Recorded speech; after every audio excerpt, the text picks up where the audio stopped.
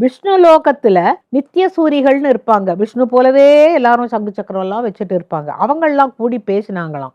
இது எப்படிப்பா நவக்கிரக நாயகர்களை இடம் மாத்தி படுக்க வைக்க முடியுமா, ஒருத்தர் பண்ணினாரு அப்படிங்கிறாங்களே. அப்படின்னா ஒரு காரியம் பண்ணுவோம், அவர்கிட்ட நாம போய் ஒரு கேள்வி கேட்போமா அப்படின்னு. அவர் அதுக்கு என்ன பதில் சொல்றார். எல்லாருக்குமே ஒரு கியூரியாசிட்டி. ஐயோ பெரிய பாபாவாம், பெரிய சித்து வித்தையா அப்படின்னாக்க எல்லாரும் ஓடி போய் பார்ப்பாங்க. அந்த மாதிரி அவங்க அங்கேருந்து வந்துட்டு, நாங்கள்லாம் விஷ்ணு லோகத்துலேருந்து வந்திருக்கோம், தெரியும், நான் என்ன பண்ணட்டும் அப்படின்னு. விஷ்ணுவுடைய இத்தனை அவதாரங்களில் வணங்கத்தக்கது எவை அப்படின்னு கேட்டாங்களாம். தசாவதாரமும் கும்பிட வேண்டியது தானே.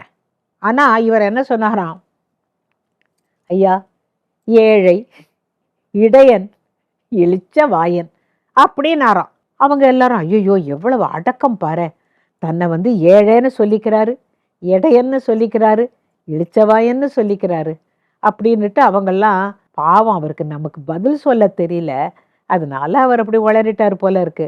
சரி போ அப்படின்ன போது, கிளம்புற போது ஒருத்தர் சொன்னாராம், ஏய் அவர் நம்மளை முட்டாளாக்கிட்டாருடா அப்படின்ன பொழுது, என்ன அப்படின்னு கேட்டா, உனக்கு இன்னும் புரியலையா, அவர் பாரு கையை கட்டிட்டு ஏழை இடையன் இளிச்ச வாயன்னு சொல்லிட்டு நிக்கிறாரு.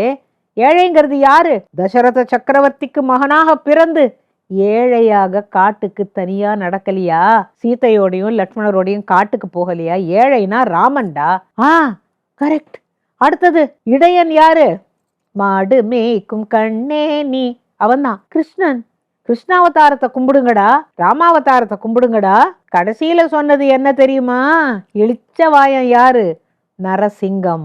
அவன் பல் தெரியறாப்புல, நீங்க நரசிங்கர் படம் பார்த்திருக்கீங்கல்ல, அவருடைய சித்திரம் பார்த்திருக்கீங்கல்ல, ஓவியம் சிலை பார்த்திருக்கீங்கல்ல, எல்லாத்துலயும் பல்லு தெரிய சிரிச்சுக்கிட்டு இருப்பார், கோரமா சிரிச்சுக்கிட்டு ஹிரண்ய கசிப்பு கிழிப்பார் இல்ல, அதைத்தாண்டா சொல்லியிருக்காரு. இந்த மூணும் தான் நமக்கு பயன் தரக்கூடியது. நீ வாமனை போய் கும்பிட வேண்டாம், மச்சத்தையும் ஆமையையும் போய் நீ கும்பிட்டு இருக்க வேண்டாம். ஏழை இடையன் இளிச்ச வாயன் இவா 3 பேரையும் கும்பிட்டா போருன்னு சொன்ன பொழுது, அத்தனை பேரும் உங்களிடம் நாங்கள் இதற்கு பதில் கிடைக்காது என்று நினைத்து கொண்டு வந்தோம் ஐயா, உங்களுடைய ஞானத்திற்கு முன் எங்களுடைய ஞானம் ஒன்றுமே இல்லைன்னு சொல்லிட்டு அவங்க சந்தோஷமா விஷ்ணு லோகம் போனாராம்.